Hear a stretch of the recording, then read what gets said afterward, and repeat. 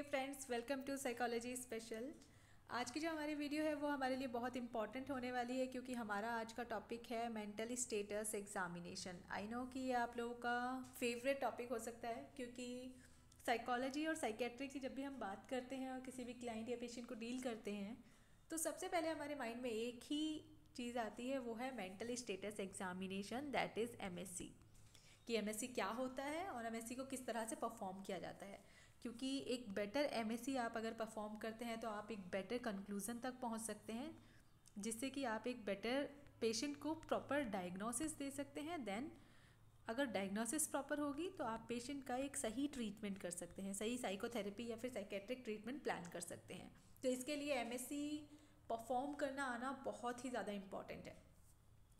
MSc perform करना इसलिए भी ज़्यादा इंपॉर्टेंट हो जाता है क्योंकि एक बेटर डायग्नोसिस देने के लिए हमें दोनों चीज़ों को कोरिलेट करना होता है। वो दो चीज़ें क्या हैं? पेशेंट की जो इन्फॉर्मेशन होती है, पेशेंट की इन्फॉर्मेशन हमारे पास दो टाइप की होती है। एक होती है हमारे पास पेशेंट की वर्बल इन्फॉर्मेशन, जो कि पेशेंट या उसके रिलेटिव खुद से अपने सिम्टम्स बताते हैं कि क्या हमें क्या प्रॉब्लम है, क्या प्रॉब्लम नहीं है। दूसरी होती है हमारे पास non verbal information. Non verbal information में भी हमारे पास दो तरह की इन्फॉर्मेशन आ जाती है। एक तो आती है हमारे पास अगर पेशेंट के कोई भी ओल्ड रिकॉर्ड्स हैं, पहले भी उसने कभी हॉस्पिटल में दिखाया है, कभी भी कोई साइकोलॉजिकल या साइकेट्रिक ट्रीटमेंट लिया है, तो वो हमारे पेशेंट के ओल्ड रिकॉर्ड्स हो जाते हैं। या तो वो हो सकता है। सेकेंड थिंग कि हम एमएससी परफॉर्म करते हैं जिसमें हम पेशेंट को ऑब्जर्व करते हैं और कुछ प्रीसेट क्वेश्चंस होते हैं जो कि हमें पेशेंट से पूछने होते हैं। क्योंकि कई चीज़ें होती हैं जो पेशेंट खुद से नहीं बता पाता। पेशेंट को तो नहीं पता है ना कि मुझे क्या बताना है क्या नहीं। ये तो एक साइकोलॉजिस्ट या फिर साइकेट्रिस्ट है, उन्हें ही पता है कि हमें पेशेंट से इस रिलेशन में क्या पूछना चाहिए। तो उसके लिए हमारे पास एमएससी बहुत इंपॉर्टेंट हो जाता है। और इन्हीं सारी इन्फॉर्मेशन की, जब इन दोनों इन्फॉर्मेशंस को हम को रिलेट करते हैं तब हमें पता चलता है कि पेशेंट की एक प्रॉपर डायग्नोसिस क्या हो सकती है। इसी के लिए हमारे पास जो मेंटल स्टेटस एग्जामिनेशन है उसमें कुछ कंपोनेंट्स होते हैं, कुछ प्री सेट कंपोनेंट्स होते हैं जिनको हमें स्टडी करना होता है। अब इन कंपोनेंट्स में भी दो चीज़ें होती हैं। एक होता है ऑब्जर्वेशन। कुछ कंपोनेंट्स ऑब्जर्व होते हैं जो सिर्फ हमें देखकर पता लगाने होते हैं, ऑब्जर्व करने होते हैं। इसके लिए हमारे पास प्रॉपर ऑब्जर्वेशन टेक्निक्स होनी चाहिए जिसे हम कीन ऑब्जर्वर बोलते हैं। सेकेंड होती है कुछ चीज़ों को हमें इंक्वायर करना होता है। इंक्वायर मतलब हमारे पास प्री सेट क्वेश्चंस होते हैं, वो हमें पूछने होते हैं। हम डायरेक्ट क्वेश्चंस करते हैं पेशेंट से एंड जो पेशेंट या क्लाइंट है वो हमें आंसर करता है उन क्वेश्चंस के रिगार्डिंग। तो हम इन दोनों चीज़ों को फिर कोरिलेट करते हैं। अब कुछ चीज़ें ऐसी भी होती हैं जिनको हमें ऑब्जर्व भी करना है और साथ में क्वेश्चंस भी पूछने होते हैं। तो ये चीज़ें हम आगे डिटेल में पढ़ेंगे। उससे पहले हम देख लेते हैं कि एमएससी के हमारे पास क्या क्या कॉम्पोनेंट्स हैं। तो हमारे पास first of all we have to study the appearance observe करना है, बिहेवियर ऑब्जर्व करना होता है, then attitude, level of consciousness, orientation, speech and language, mood, affect, thought process, thought content, suicidality और होमिसाइडलिटी, देन इंसाइट और judgement, attention span, memory and intellectual functioning. तो ये सारे जो कंपोनेंट्स हैं वो हमें अपने एमएससी में ऑब्जर्व करने होते हैं अपने क्लाइंट या पेशेंट के अंदर। सो इन सब चीज़ों को अभी एक बार डिटेल में देख लेते हैं। सो फर्स्ट कंपोनेंट जो है हमारा एमएससी का वो होता है हमारा अपीयरेंस। अपीयरेंस को हमें सिर्फ ऑब्जर्व ही करना होता है। अपीयरेंस के बारे में हम किसी से पूछ नहीं सकते कि आपकी अपीयरेंस कैसी है, आप कैसे दिख रहे हो, यानी ये सारी चीज़ें हम ऑब्जर्व कर सकते हैं। जैसे ही कोई क्लाइंट या पेशेंट आपके रूम में एंटर करता है, जैसे आप मीटिंग के लिए, तो आप उसमें कुछ चीज़ें ऑब्जर्व कर सकते हो। फॉर एग्ज़ाम्पल पेशेंट का गेट कैसा है, ठीक से चल रहा है नहीं चल रहा है, किस तरह का गेट है उसका, वो आप ऑब्जर्व कर सकते हो। पोस्चर आप ऑब्जर्व कर सकते हो। अब पोस्चर में आप देख सकते हैं कि पोस्चर कैसा है। फॉर एग्ज़ाम्पल पोस्चर इरेक्ट है या फिर ड्रूप्ड है, इस तरह से आप उसे ऑब्जर्व कर सकते हो। क्लोथिंग्स कैसी हैं, अप्रोप्रिएट है या नहीं है। अप्रोप्रिएट क्लोथिंग का क्या मतलब हुआ? फॉर एग्ज़ाम्पल अभी मान लीजिए कि समर सीज़न चल रहा है, बहुत ज़्यादा गर्मी हो रही है, आप लोग सब एसी चला के बैठे हैं और पेशेंट स्वेटर पहन के घूम रहा है सारे में, तो ये अप्रोप्रिएट क्लोथिंग नहीं हुई। वेदर के अकॉर्डिंग अगर क्लोथिंग अप्रोप्रिएट है तो वो हमारी अप्रोप्रिएटनेस में आती है। दूसरा, सिचुएशन के अकॉर्डिंग अप्रोप्रिएट क्लोथिंग है या नहीं। पेशेंट आ रहा है हॉस्पिटल में और वो ऐसे कपड़े पहन के आ रहा है जैसे अभी शादी में जा रहा हो, तो वो भी अप्रोप्रिएट नहीं होता। ये सारी चीज़ें हमें देखनी होती है। देन हम पेशेंट की ग्रूमिंग देख सकते हैं। आप ग्रूमिंग तो आपको देखते ही पता चल जाएगा पेशेंट कैसा है, साफ़ दिख रहा है, गंदा दिख रहा है, नहा के आया है नहीं, बाल सेट है या नहीं, नेल्स कट हैं प्रॉपरली या नहीं, ये सारी चीज़ें देख के पता चल जाती हैं। तो ये सारी चीज़ें हमें ऑब्जर्व करनी होती हैं इन दी अपीयरेंस। अब ये सारी चीज़ें जब आप ऑब्जर्व करते हैं और अपनी रिपोर्ट में जब भी आप लिखते हैं तो इसकी हमें डिस्क्रिप्शंस लिखनी होती हैं। सिर्फ ये नहीं लिखेंगे अप्रोप्रिएट, पूरा लिखेंगे आप। Appropriate according to the weather, not appropriate according to the weather, not appropriate है तो क्यों है, ऐसा क्या किया था पेशेंट ने जो अप्रोप्रिएट नहीं था, तो ये सारी आपको डिस्क्रिप्शन देनी होती है। Then the second component is behaviour. Behaviour को भी आप ऑब्जर्व करेंगे। अब बिहेवियर में क्या ऑब्जर्व कर सकते हैं, मैनरिज्म तो नहीं है किसी तरह का, जेस्चर्स पेशेंट की कैसे हैं, साइकोमोटर एक्टिविटी कैसी है, बहुत ज़्यादा एक्सेसिव है, बहुत स्लो है, ये सारी चीज़ें चेक करनी है। एक्सप्रेशंस कैसे हैं, फॉर एग्जांपल पेशेंट आपको कोई बहुत ही सैड चीज़ें बता रहा है, किसी का डेथ का इंसिडेंस बता रहा है, लेकिन वो हंसे जा रहा है, हंस हंस के बता रहा है, तो क्या ये एक्सप्रेशंस अप्रोप्रिएट रहेंगे, नहीं रहेंगे। तो ये सारी चीज़ें हमें देखनी होती हैं। Then eye contact. अब आई कांटेक्ट जो है ना, ये बहुत ही इंपॉर्टेंट चीज़ आ जाती है यहाँ पर, क्योंकि हमें लगता है हम लोग चेक कर लेते हैं आई कांटेक्ट मेंटेन है या नहीं कर रहा है पेशेंट। हमें पहली चीज़ देखनी होती है मेंटेन कर रहा है या नहीं। तो कभी कभी क्या होता है कि पेशेंट आई कांटेक्ट मेंटेन तो करता है बट सस्टेन नहीं करता थ्रू आउट द कन्वर्सेशन।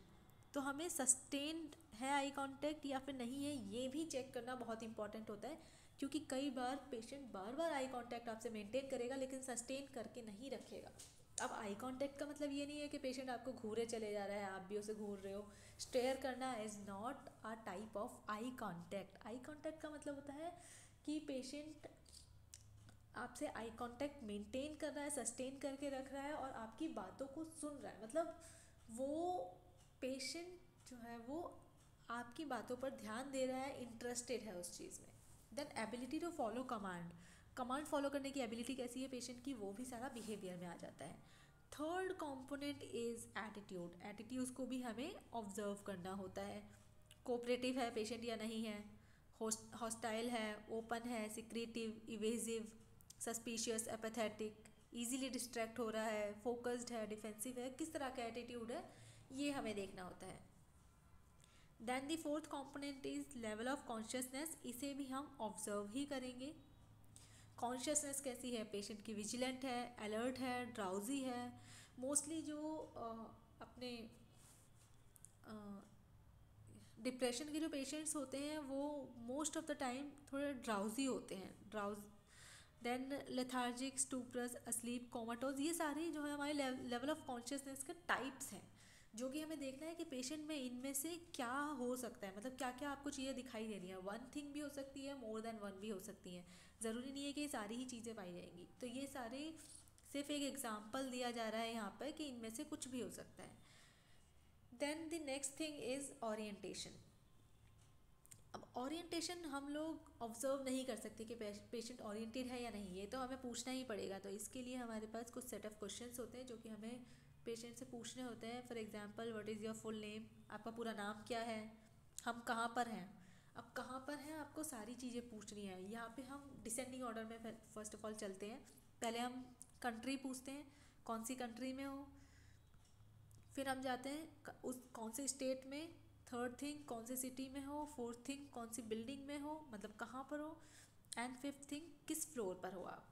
तो ये सारी चीज़ें पूछनी होती है। ये इसी सीक्वेंस में अगर आप पूछेंगे तो ज़्यादा बेटर रहेगा। देन फुल डेट पूछनी है आज की, तो इसमें भी आप पूछेंगे कौन सा ईयर चल रहा है, then month, then date, then day of the week पूछ सकते हैं, सीज़न भी पूछ सकते हैं, पर इतने में आपका काम चल जाता है, तो इतना काफ़ी रहता है। Then how would you describe the situation we are in, ये पूछना है कि आपको मतलब आपको प्रॉपरली पता तो है ना कि आप यहाँ पर किस लिए आए हैं, हम लोग अभी क्या डिस्कस कर रहे हैं, मतलब क्यों है हम यहाँ पर। तो ये सारी चीज़ें आपको पेशेंट से पूछनी होती है, तो इससे आपका उसका ओरिएंटेशन का पता लग जाता है। Then the next thing is speech and language. अब स्पीच एंड लैंग्वेज को आपको ऑब्जर्व ही करना होता है। जब भी आप पेशेंट से, आप क्लाइंट से इतनी सारी बातें कर रहे हैं, थ्रू आउट द कन्वर्सेशन आप स्पीच एंड लैंग्वेज को ऑब्जर्व कर सकते हैं। फॉर एग्जाम्पल, फर्स्ट आप क्वांटिटी ऑब्जर्व करेंगे, कैसा है पेशेंट, बहुत ज़्यादा टॉकेटिव है, बहुत ज़्यादा बोले जा रहा है, आपको मौका ही नहीं दे रहा है बोलने का। स्पॉन्टेनियस मतलब आप जितना पूछ रहे हैं उतना वो आपको आंसर्स कर रहे हैं, लेकिन ऐसा नहीं है कि आपको बहुत ज़्यादा बोलना पड़ रहा है कि बताइए बताइए बताइए तब जाकर वो बोल रहे हैं, तो स्पॉन्टेनियस नहीं होगा। आपने क्वेश्चन किया, उन्होंने आंसर दिया, दैट इज़ स्पॉन्टेनियस। एक्सपेंसिव मतलब बहुत ही बड़ी बड़ी फेंक रहे हैं। पॉजिटिव मतलब पॉजिटिव में क्या होता है कि वो अपनी जो भी बात बोलना चाह रहे हैं वो प्रॉपरली नहीं बता पाते, एक ही फ्लो में नहीं बता रहे हैं। देन पोवर्टी कि उनके पास कुछ वर्ड्स नहीं मिलते हैं, कभी उनके पास सेंटेंस नहीं मिल पा रहे हैं, वो अपनी बातों को ठीक से आपके सामने रख ही नहीं पा रहे हैं, उनकी जो क्वांटिटी ऑफ स्पीच है वो प्रॉपर है ही नहीं। देन रेट ऑफ स्पीच आ जाती है, वो हमें देखना होता है बहुत ज़्यादा फास्ट है, स्लो है, नॉर्मल है या प्रेशर्ड स्पीच। काफ़ी सारे पेशेंट्स में आपको प्रेशर्ड स्पीच मिलती है, जो स्किज़ोफ्रेनिया के पेशेंट्स होते हैं वहाँ पर आपको प्रेशर्ड स्पीच मिल सकती है। या फिर कई बार ADHD के जो पेशेंट्स होते हैं या मेनिया के पेशेंट्स होते हैं ना, उनमें आपको प्रेशर्ड स्पीच मिल सकती है। ऐसा लगता है कि वो बहुत ज़्यादा ज़ोर लगा रहे हैं अपनी आवाज़ पे बोलने के लिए, वो बोल नहीं पा रहे हैं, उन्हें बहुत मेहनत करनी पड़ रही है बोलने के लिए, लेकिन फिर भी वो बोल रहे हैं बहुत ज़्यादा, तो ये आपकी प्रेशर स्पीच हो सकती है। देन आपको वॉल्यूम और टोन देखना होगा, कैसा है, लाउड है, सॉफ्ट है, मोनोटोन है। मोनोटोन मतलब लाइक एक ही टोन में बात कर रहे हैं, ऊपर नीचे नहीं हो रही है टोन। कई बार ऐसा होता है ना कि हम बहुत सारी चीज़ें बोलते हैं, तो टोन जो है वो कभी लाउड होती है, कभी सॉफ्ट होती है, हर तरह की टोन में हम लोग बात करते हैं, तो चेंज होती रहती है। बट कुछ पेशेंट्स ऐसे होते हैं जो मोनोटोन में बोलते हैं, जैसे ओल्ड टाइम में जो रेडियो या फिर न्यूज़ चैनल्स नहीं होते थे, मोनोटोन में बोलते चले जाते थे, उस टाइप की जो टोन होती है, वो सब चीज़ें। देन फ्लुएंसी और रिदम देखना है हमें। फ्लुएंसी कैसे, स्लर्ड वॉइस है, क्लियर है फ्लुएंसी, अप्रोप्रिएटली प्लेस्ड इन्फ्लेक्शंस हैं, हेजिटेंट है, गुड आर्टिकुलेशन है या फेजिक है, ये सारी चीज़ें हमें देखनी होती है, इनमें से क्या है ऐसा। Then the next thing is mood. अब मूड को भी हमें इंक्वायर ही करना पड़ेगा। मूड हम ऑब्जर्व करके नहीं पता लगा सकते, क्योंकि मूड जो है वो एक लॉन्ग टर्म की चीज़ होती है। मूड और अफेक्ट में यही डिफरेंस होता है कि अफेक्ट जो होता है ना वो अभी का है, प्रेजेंट टाइम। अफेक्ट क्या होता है कि प्रेजेंट टाइम में जो हमें दिख रहा है, या फिर प्रेजेंट टाइम में जो उनके इमोशंस हैं ना, प्रेजेंट टाइम के इमोशंस या फिर जो भी प्रेजेंट टाइम में वो फील कर रहे हैं, दैट इज़ अफेक्ट। मूड क्या होता है कि लॉन्ग टाइम, लॉन्ग मतलब काफ़ी लंबे टाइम से जो भी वो फील कर रहे हैं ना, लॉन्ग टाइम की जो फीलिंग्स हैं वो हमारी मूड में आ जाती हैं, जो कि मूड हाईली सब्जेक्टिव होता है। पर जो अफेक्ट है वो हम पता लगा सकते हैं, ऑब्जेक्टिव ऑब्जेक्टिव होता है, ऑब्जर्वेशन से पता लगा सकते हैं। तो मूड में हमें पेशेंट से क्या क्या पूछना है, how is your spirit feelings, हमें पेशेंट से खुद पूछना है कि आपका मूड कैसा है, तो वो बता देंगे उनका मूड कैसा है, डिप्रेस्ड है, लो है, इलेटेड है, हाई है, किस तरह का उनका मूड है, तो ये पेशेंट से पूछना होता है। अफेक्ट हम जो है ऑब्जर्व कर सकते हैं कि सिचुएशन के अप्रोप्रिएट है या नहीं। फॉर एग्ज़ाम्पल सिचुएशन हम बात कर रहे हैं बहुत खुशी की, लेकिन पेशेंट हमें दिख रहा है बहुत उदास बैठा है, हम मजाक कर रहे हैं, यहाँ पे गेम्स खेल रहे हैं, पेशेंट अभी भी उदास है, तो ये उसका अफेक्ट हो जाएगा जो कि अप्रोप्रिएट नहीं है। बट अगर वहीं गेम्स खेलते टाइम पेशेंट बहुत ही ज़्यादा एनर्जेटिक फील कर रहा है, मतलब बहुत ज़्यादा तो नहीं, नॉर्मली एनर्जेटिक फील कर रहा है जैसे कि हम लोग भी कर रहे हैं, तो उसका अफेक्ट जो है वो अप्रोप्रिएट होगा according to the situation. Then mood के साथ कंसिस्टेंसी है या नहीं। मूड, पेशेंट ने बोला कि मैं तो बहुत दुखी रहता हूँ, लेकिन हमारे सामने तो अभी वो खुश है, तो मोस्टली वो दुखी रहता है लेकिन अभी वो खुश है, तो ये कंसिस्टेंट नहीं है मूड के साथ। दैन कॉन्ग्रुएंसी देखनी है विद द थॉट कंटेंट, जो भी उसके थॉट कंटेंट है उसके साथ मूड कॉन्ग्रुएंट है या नहीं, बिल्कुल वैसा ही मूड है या नहीं, या फिर अपोजिट अफेक्ट है, ये सारी चीज़ें देखनी होती हैं। फ्लक्चुएशंस कैसी है उसमें, फ्लक्चुएट हो रहा है, लेबाइल है, इवन है, रेंज कैसी है, ब्रॉड या रिस्ट्रिक्टेड, इंटेंसिटी देखनी होती है, क्वालिटी देखनी है इन सारी चीज़ों की, कि सैड है, एंग्री है, हॉस्टाइल है, डिस्फोरिक, ये सारी चीज़ें पेशेंट की अफेक्ट को हमें ऑब्जर्व ही करना होता है। Then the next thing is thought process. तो थॉट प्रोसेस या फिर थॉट फॉर्म को हम ऑब्जर्व भी करेंगे और इंक्वायर भी करेंगे, मतलब उसके क्वेश्चंस भी पूछेंगे। तो इसमें हम देखते हैं कि जो थॉट है वो लॉजिकल है या नहीं, रेलेवेंट है या नहीं, ऑर्गेनाइजेशन कैसी है उसकी, फ्लो कैसा चल रहा है, कोहेरेंस है thought in response to general questioning during the interview और नहीं, इसका मतलब होता है कि हम जो भी क्वेश्चंस कर रहे हैं ड्यूरिंग द इंटरव्यू, उसी के अकॉर्डिंग पेशेंट की थॉट प्रोसेस चल रही है या वो कहीं और ही चल रहा है, उसका थॉट कहीं और ही चल रहा है, हम कुछ और पूछ रहे हैं, उसको कोई फ़र्क नहीं पड़ रहा। अब थॉट प्रोसेस में हमारे पास कुछ और इम्पॉर्टेंट चीज़ें भी आती हैं जो कि हमें ऑब्जर्व करनी होती हैं। थॉट लीनियर है या नहीं, गोल डायरेक्टेड है या नहीं। गोल डायरेक्टेड कभी कभी ऐसा होता है कि हम जिस जो हम जानना चाहते हैं वो ना बताकर पेशेंट कुछ और ही बता रहा होता है, तो वो गोल डायरेक्टेड नहीं होता है। सर्कमस्टेंशियलिटी एक इम्पॉर्टेंट चीज़ है। इसमें क्या होता है कि आपने पूछा कोई क्वेश्चन, पेशेंट गोल गोल गोल गोल गोल गोल घूमेगा और फिर जाके उस पॉइंट पे आएगा। आपके क्वेश्चन का आंसर देने के लिए वो पता नहीं क्या क्या बताएगा। आपने पूछा आपका घर कहाँ पर है, तो वो सीधे नहीं बताएगा कि मेरा घर इस जगह पर है। वो कहेगा मेरा घर, पहले मैं घर में जाता हूँ, फिर वहाँ पे मतलब मैंने ये किया वो किया, इतनी इतनी सारी कहानियाँ बताएगा। मेरे पड़ोस में वो रहते हैं, फिर मैं वहाँ से ऑफिस जाता हूँ, ऑफिस बहुत दूर है, फिर लास्ट में जाके बताएगा वैसे मेरा घर वहाँ पर है। तो ये सर्कमस्टेंशियलिटी हो गई। सर्कम मतलब सर्कल में गोल गोल घूम घूम के उसके बाद वो अपने पॉइंट पे आता है। Next tangential. टेंजेंशियलिटी क्या होती है कि आपने मैथ्स में पढ़ा होगा, एक टेंजेंट होती है। वो क्या होती है कि सर्कल से ऐसे टेंजेंट जाती है। तो इसमें क्या है कि पेशेंट गोल गोल गोल गोल बातों को घुमाएगा और कहीं और ही किसी और टॉपिक पे पहुंच जाएगा, वो उस टॉपिक पे कभी वापस ही नहीं आएगा। ठीक है, आपने जैसे पूछा था कि आपका घर कहाँ है, तो उसने गोल गोल बातों को घुमाई लेकिन आपको लास्ट में बताया ही नहीं कि उसका घर कहाँ है, तो ये टेंजेंशियलिटी है। लेकिन अगर गोल गोल घुमाने के बाद वो लास्ट में आके आपको बता रहा है कि आप मेरा घर यहाँ पर है, ये हो गया आपका सर्कमस्टेंशियलिटी। फिर लीनियर क्या हुआ, आपने पूछा था आपका घर कहाँ है, उसने बोला मेरा घर यहाँ पर है, सीधी सी बात। आपने जो पूछा उसने लीनियरली वही जवाब दिया, गोल डायरेक्टेड आंसर दिया उसने। तो ये लीनियर और गोल डायरेक्टेड आंसर्स हुआ उसका। Okay, then loose association.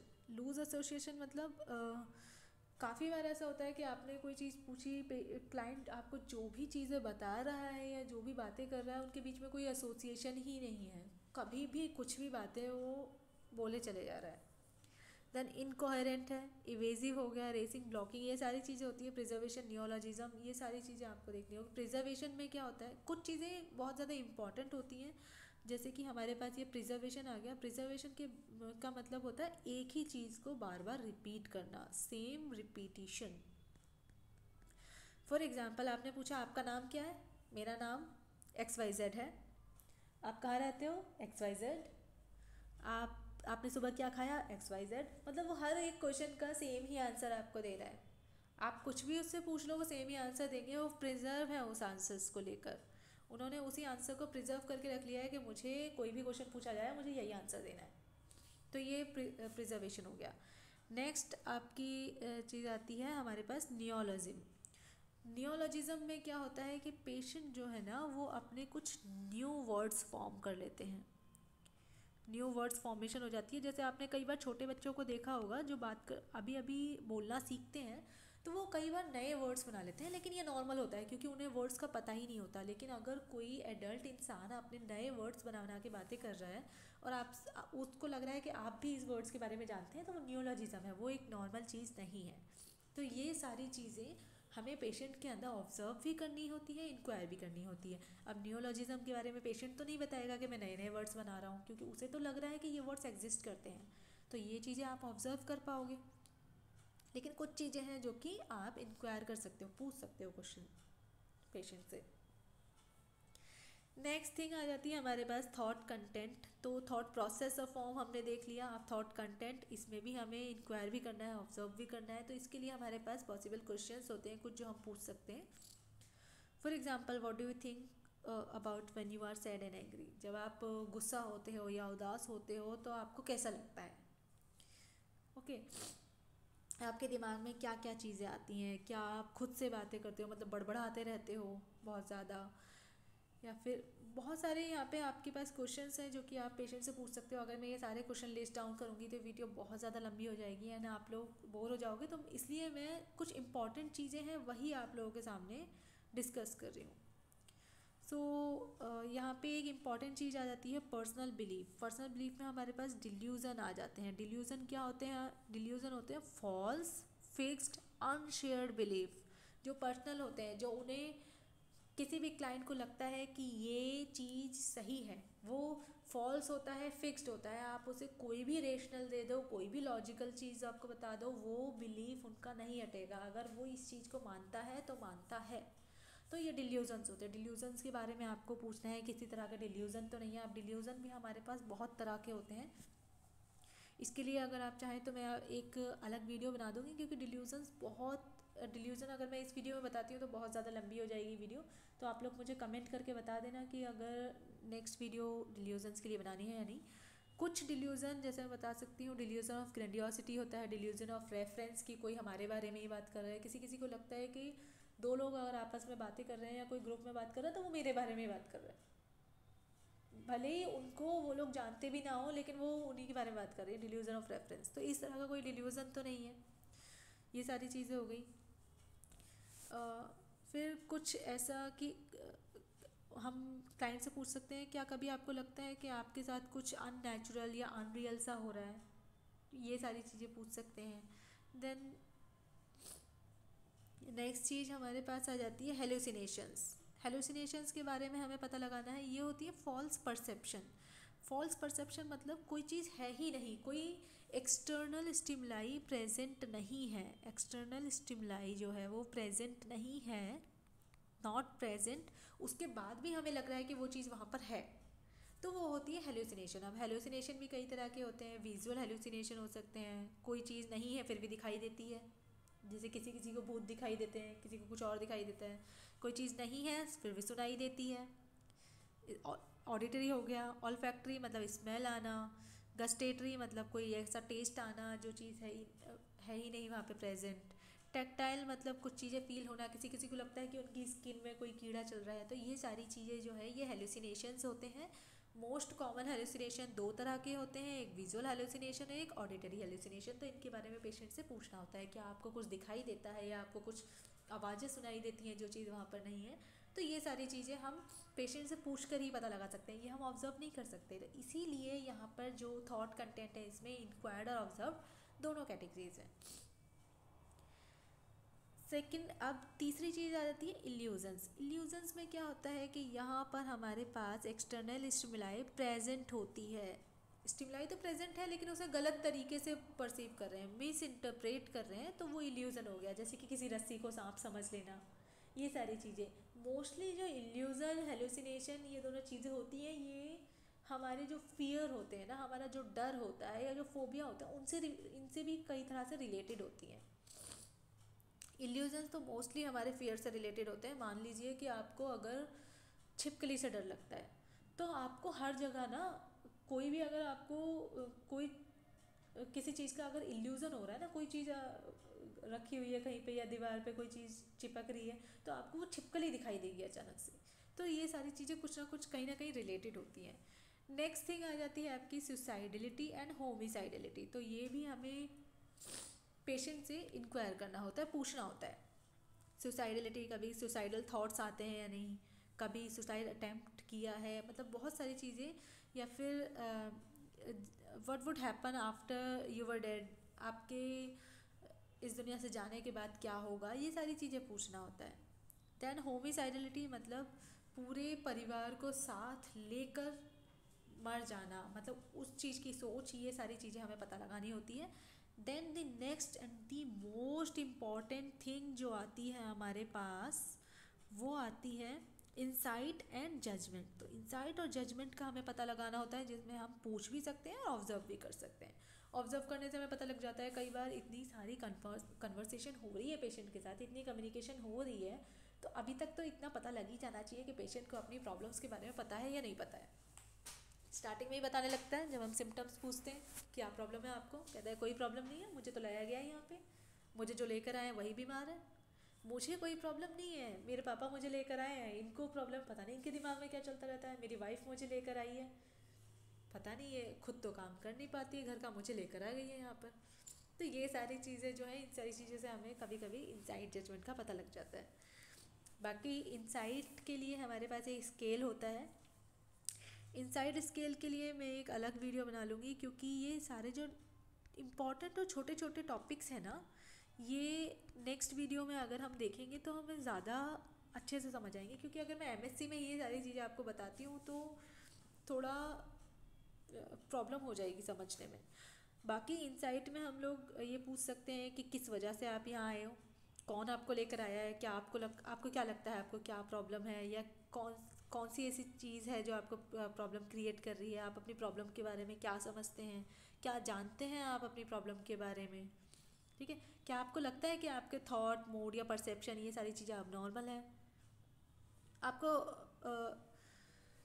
How do you plan to get help from this problem. अगर पेशेंट को यहाँ तक प्रॉब्लम के बारे में पता है तब तो आप ये पूछेंगे कि आप किस तरह से आपकी प्रॉब्लम ठीक हो सकती है, कैसे आपको हेल्प मिलेगी यहाँ आने से, क्या क्या लगता है आपको इस बारे में। लेकिन अगर वो कह रहा है कि मुझे कोई प्रॉब्लम ही नहीं है, तब तो ये question is not of any use. Okay, then what will you do when this occur, मतलब कोई भी प्रॉब्लम है अगर ये होता है तो आप क्या करेंगे, आप किस तरह से इसे मैनेज करेंगे अगर ये चीज़ें होती हैं। तो इन चीज़ों से हमें पता लग जाएगा कि पेशेंट की इंसाइट प्रॉपर है या नहीं। अब इंसाइट के लिए ना हमारे पास कुछ स्कोरिंग होती है, इंसाइट की हमें स्कोरिंग देनी होती है फ्रॉम 1 to 6। तो इसकी स्कोरिंग का पूरा स्केल होता है, जो कि मैं आपको नेक्स्ट वीडियो में अच्छे से बता दूंगी कि आपको किस तरह से इसे स्कोर करना है। देन जजमेंट, जजमेंट के लिए भी हमारे पास कुछ क्वेश्चंस होते हैं जो कि हम पूछ सकते हैं। जजमेंट के क्वेश्चन हमारे पास ये है, if you found a stamped address envelope. अगर आप रास्ते पे जा रहे हैं, आपको स्ट्रीट पे एक स्टैम्प लगा हुआ, एड्रेस लिखा हुआ एनवेलप मिलता है, तो आप क्या करेंगे। तो इसका क्लाइंट सही जवाब देता है या नहीं, उससे आप पता लगाएंगे कि उसकी जजमेंट पुअर है, फेयर है, गुड है, बहुत अच्छी है। ये सारी चीज़ें हम पता लगाएंगे। If you were in a movie theatre, और आप मूवी थिएटर में और आपको ऐसा लगता है कि स्मोक है, स्मोक की स्मेल आ रही है आपको, तो आप क्या करेंगे। या फिर आप डायरेक्टली बोल सकते हैं कि आप किसी रूम में बैठे हैं, वहाँ पे आग लग जाती है, तो आप क्या करेंगे। तो उससे जजमेंट का पता लग जाता है पेशेंट की। नेक्स्ट हमारे पास चीज़ आती है अटेंशन। अटेंशन को भी आप इंक्वायर करेंगे, ऑब्जर्व करेंगे। अटेंशन, कंसंट्रेशन और डिस्ट्रैक्टिबिलिटी, ये तीनों चीज़ें हम देखते हैं पेशेंट की इंक्वायर करके। तो इसमें पहली चीज़ आ जाती है हमारे डिजिट स्पैन। डिजिट स्पैन को हम फॉरवर्ड भी करते हैं और रिवर्स भी करते हैं। इसमें हमें क्या करना है कि हम पेशेंट को कुछ डिजिट्स बताते हैं। फॉर एग्जांपल, अगर मैं पेशेंट से बोल रही हूँ 4 6 7, तो वो इसे एक फॉरवर्ड जो है रिपीट करेंगे। अगर वो प्रॉपर फॉरवर्ड रिपीट कर पा रहे हैं, एक बार मैंने 3 डिजिट बोला, फिर मैंने 4 डिजिट का बोला, 5 डिजिट का, जहाँ पे पेशेंट स्टॉप हो जाता है, जहाँ पे पेशेंट रुक जाता है, वहाँ पे हमें भी रुक जाना है। देन उसके बाद हम ऐसे ही कोई डिजिट बोलेंगे और उसे पेशेंट को बैकवर्ड रिपीट करना पड़ेगा। जैसे 4 6 7 बोला तो पेशेंट क्या बोलेंगे, 7 6 4। तो जहाँ पर फिर पेशेंट रुक जाते हैं वहाँ पर हमें भी उस चीज़ को स्टॉप कर देना है। तो ये हमें डिजिट स्पैन पता चल जाता है। देन स्पेलिंग बैकवर्ड करना है। फॉर एग्जांपल, हमने एक स्पेलिंग बोली वर्ड, इसको बैकवर्ड पेशेंट को स्पेल करना है DLROW, ऐसे करके। देन कैलकुलेशंस हम पेशेंट की चेक करते हैं, तो उसमें हमारे पास आता है एक टेस्ट आता है जिसे हम बोलते हैं सीरियल सब्सट्रैक्शन। सीरियल सब्सट्रैक्शन में क्या होता है, फॉर एग्जांपल हम मोस्टली यहाँ पे दो ही चीज़ें लेते हैं, 100 - 7 वाली, 20 - 3। अगर कोई पेशेंट बहुत ज़्यादा अच्छा नहीं है कैलकुलेशंस में, तो हम 20 - 3 वाला टेस्ट करवाते हैं, अदरवाइज़ हम 100 - 7 करवाते हैं। तो इसमें पेशेंट 100 में से 7 माइनस करेगा तो 93 आया। फिर 93 से 7, फिर उससे 7 7 7 7 ऐसे माइनस करते जाना, और जहाँ पर पेशेंट स्टॉप हो जाता है हमें भी वहाँ पर स्टॉप कर देना है। तो ये हमारे टेस्ट हो जाते हैं। Then we test for memory. Memory के लिए तो हमें पूछना ही पड़ेगा, पेशेंट से क्वेश्चन ही पूछने पड़ते हैं, क्योंकि इसे हम ऑब्जर्व नहीं कर सकते। सो मेमोरी में सबसे पहले 3 तरह की मेमोरी आती है यहाँ पे। एक तो रीसेंट मेमोरी, अभी की, रिसेंटली अभी क्या क्या हुआ है पेशेंट के साथ, ये रीसेंट मेमोरी हो गई।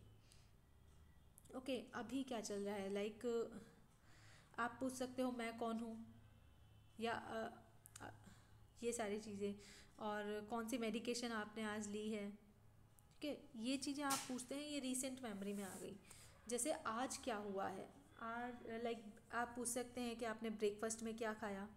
तो ये सारी जो है वो रीसेंट मेमोरी में आ जाती हैं। रीसेंट मेमोरी बहुत लाइक हम 4 to 5 आवर्स तक अगर हम लेते हैं तो ये रिसेंट मेमोरी में हमारा काउंट होता है। देन रिमोट मेमोरी बहुत पुरानी मेमोरी के लिए बोलते हैं, जैसे कि आप डेट ऑफ बर्थ पूछ सकते हैं पेशेंट से, उनकी वेडिंग डेट पूछ सकते हैं, स्कूल कॉलेज में कब ग्रेजुएशन कंप्लीट की, या फिर ये सारी चीज़ें जब भी आप पूछते हैं तो ये सारी रिमोट मेमोरी में आ जाती है, पुरानी मेमोरीज में इंटैक्ट है ये नहीं, ये आपको देखना होता है। देन इमीडिएट मेमोरी तो बिल्कुल अभी की मेमोरी है। उसमें आप क्या करते हैं कि आप पेशेंट को कोई चीज़ें दिखाएंगे, लाइक ऑब्जेक्ट्स आपने दिखाया कि लाइक आपने बोल दिया ब्लू टेबल हॉर्स, और आप थोड़ी देर तक पेशेंट से बात कर रहे हैं, 5 मिनट के बाद आप वापस पूछ रहे हैं मैंने क्या क्या बोला था या क्या आपको दिखाया था, तो वो चीज़ें अगर वो सही बताते हैं तो इमीडिएट मेमोरी में हो गई। नेक्स्ट आता है हमारे पास इंटेलेक्ट। तो हम पेशेंट का इंटेलेक्ट चेक करने के लिए पूछ भी सकते हैं, इंक्वायर कर सकते हैं, ऑब्जर्व भी कर सकते हैं। तो इंटेलेक्ट के लिए हम first of all information and vocabulary, जिसे हम कहते हैं कॉम्प्रिहेंशन।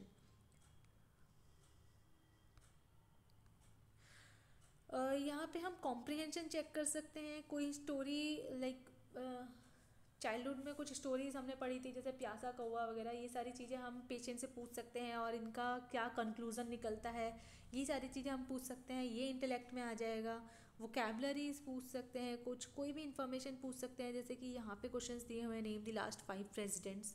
तो लेकिन ये सारी चीज़ें जो है ना, ये पेशेंट के एजुकेशनल लेवल को देखकर पूछी जाएंगी। अब इसका मतलब ये नहीं होता कि अगर कोई छोटा बच्चा आपके पास आया और आप उससे पता नहीं कहाँ कहाँ की चीज़ें पूछ रहे हैं तो ये अप्रोप्रिएट नहीं रहेगा। तो आपको खुद भी देखना होगा कि आप पेशेंट से किस तरह से चीज़ें पूछ रहे हैं। तो उसके लिए सबसे पहले उसकी डेमोग्राफिक प्रोफाइल आपको पता होनी चाहिए कि कहाँ तक पढ़ा हुआ है, क्या करते हैं, जॉब स्टेटस क्या है उनका। देन वोकेबलरी हो गई, एब्स्ट्रैक्शंस पूछ सकते हैं। एब्स्ट्रैक्शंस यहाँ पे बहुत इंपॉर्टेंट होते हैं। एब्स्ट्रैक्ट इंटेलेक्ट में आप सिमिलैरिटीज़ और डिसिमिलैरिटीज़ पूछते हैं, जैसे कि 2 सिमिलैरिटीज़ प्लस डिसिमिलैरिटीज़ पूछनी है। तो यहाँ पे आपने कोई भी ऑब्जेक्ट्स बोल दिए, एप्पल और ऑरेंज, इसमें सिमिलैरिटीज़ बताओ और इसमें डिफरेंसेस क्या हैं ये बताओ। तो मोस्टली क्या होता है ना कि कोई भी जो पेशेंट्स होते हैं, मोस्ट ऑफ द पेशेंट्स जो है वो डिफरेंसेस तो बहुत इजीली बता देते हैं, लेकिन सिमिलैरिटीज़ नहीं बता पाते हैं चीज़ों में। तो ये चीज़ें आपको ध्यान रखनी है। देन आप प्रोवर्ब्स पूछ सकते हैं कोई भी। अगर पेशेंट की लैंग्वेज जो है वो हिंदी है तो आप हिंदी में पूछेंगे, अगर इंग्लिश है तो आपको इंग्लिश में पूछना है। आपको प्रेफर करना है कि आप पेशेंट की लैंग्वेज में चीज़ें पूछ रहे हैं, तो इससे आपको पेशेंट के इंटेलेक्चुअल लेवल का पता लगता है। So this is all about mental status examination. और अगर इसके बारे में आपको कोई भी डाउट है या कोई भी क्वेश्चन आपको पूछना है तो आप कमेंट बॉक्स में पूछ सकते हैं। एंड नेक्स्ट वीडियो आपको कौन से टॉपिक पे चाहिए ये भी आप कमेंट बॉक्स में मुझे लिख के बता सकते हैं, so that I will make that video for you. मुझे लगता है ये वीडियो बहुत ज़्यादा लंबी हो गई है, सो आगे ज़्यादा बात नहीं करेंगे। Thanks for watching the video. Please like the video, subscribe my channel and share it as much as possible. Thank you again.